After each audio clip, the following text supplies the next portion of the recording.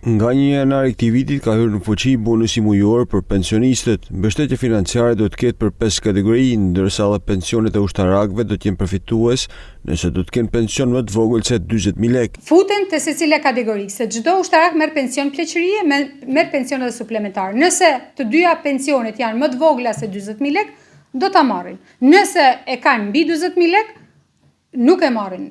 Ndërsa ky bonus i cili do të jepet gjatë këtij viti do të shpërndahet vitin e ardhshëm vetëm për ato persona që nuk e kanë arritur tavanin e caktuar. Kjo shtesë do të merret çdo muaj deri në fund të këtij viti. Vitin tjetër shitet e njëjta gjë. Sa është masa e të ardhurave, a shkojnë te ky nivel i vendimit të Këshillit të Ministrave dhe do të marrin për diferencë. Nëse dikush sot ka marr, po them e ka pensionin në 40.000 lekë, i ka taku masa 1.800 lekë. Por edhe me këtë mas nuk ka shku te 40.000 lekëshi, do të marrin kompensim edhe vitin tjetër. Pra, gjithmonë do të varet nga masa e të ardhurave që ka secili person dhe nga kategoria ku përfshihet dhe niveli i mas kompensimit sipas çdo kategorie. Nga ky vit gjithashtu është rritur mosha e daljes në pension për gratë nga 61 vjeç e 10 muaj këtë vit, dalin në pension pasi të mbushin 62 vjeç, ndërsa për burra do vazhdoj të jetë 65 vjeç deri në vitin 2031. Pas kësaj periudhe, rritja do të jetë me 1 muaj çdo vit,